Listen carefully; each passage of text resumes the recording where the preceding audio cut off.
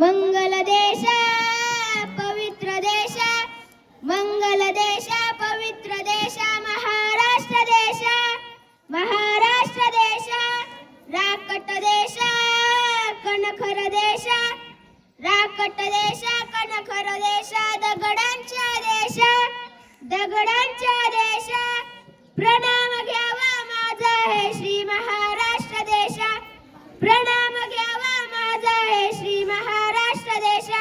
राकट कणखर असे शब्द कानी पडतात डोळ्यासमोर येतो तो म्हणजे अफाट सह्याद्री, ज्याच्या अंगाखांद्यावर खेळून आमच्या पूर्वजांनी पराक्रमाची बाजी लावत सुवर्ण इतिहास घडवला. सह्याद्री म्हणजे महाराष्ट्र भूला लाभलेला अनमोल रत्न. सह्याद्रीतील गिरीशिखरांचा आणि गिरीशिखरांवरील पवित्र गडकोटांचा महाराष्ट्राच्या जाज्वल इतिहासाशी अभेद्य नाता आहे. सह्याद्रीतील गडकोट म्हणले की डोळ्यासमोर येतात ते म्हणजे उंच प्रचंड दुर्गम डोंगर आणि वेड्या वाकड्या उंच उंच डोंगर रांगा. महाराष्ट्रातील गड किल्ल्यांचा विचार करता या अफाट बेलाख सह्याद्री रांगेत उंच डोंगर माथ्यावर गिरिदुर्ग, भक्कम तटबंदीने वेढलेल्या भुईकोट, किर्रगंधा अरण्यातील वनदुर्ग आणि याच महाराष्ट्रात आहेत अथांग सागराच्या लाटांचे तडाखे जलद, तसेच पराक्रमाची शिदोरी जवळ बाळगत येणाऱ्या प्रत्येक लाटेसोबत गुजगोष्टी करणारे जलदुर्ग, संपूर्ण राज्याचे सार्थ दुर्ग. गडकोट म्हणजे राज्याचा खजिना, गडकोट म्हणजे सैन्याचे बळ, गडकोट म्हणजे राजलक्ष्मी, गडकोट म्हणजे वस्तीस्थळे, गडकोट म्हणजे सुखनिद्रागार किंबहुना गडकोट म्हणजे प्राण संरक्षण. राजा शिवछत्रपतींच्या आज्ञापत्रातील या ओळीत गड किल्ल्याचे महत्त्व सांगून जातात. किल्ला ताब्यात असला की आसपासच्या प्रदेशावर लक्ष ठेवता येते.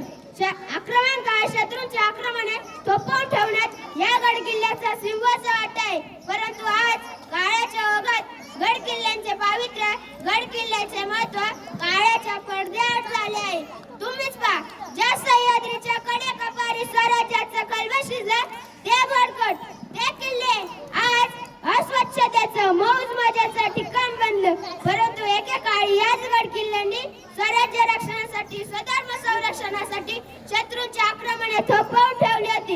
हे मात्र आपण विसरूनच गेलो. दारुड्यांना दारूच्या बाटल्या रिकाम्या करण्यासाठी गड किल्ले दिसले, परंतु तो किल्ला स्वराज्यात घेण्यासाठी आपल्या जीवाची बाजी लावणाऱ्या मर्तमानांचे शौर्य आपल्या ध्यानातच राहिलं नाही. ज्या गड किल्ल्याला साक्षीला ठेवून माझ्या राजानं स्वराज्य स्वप्न अस्तित्वात आणलं त्याचं महत्त्व आपल्याला जाणवतच नाही.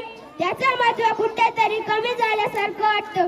राजाने एखादी मोहीम आखावी आणि मावळ्यांनी पुढे म्हणावं, राजा म्या जाणार, राजा म्या जाणार.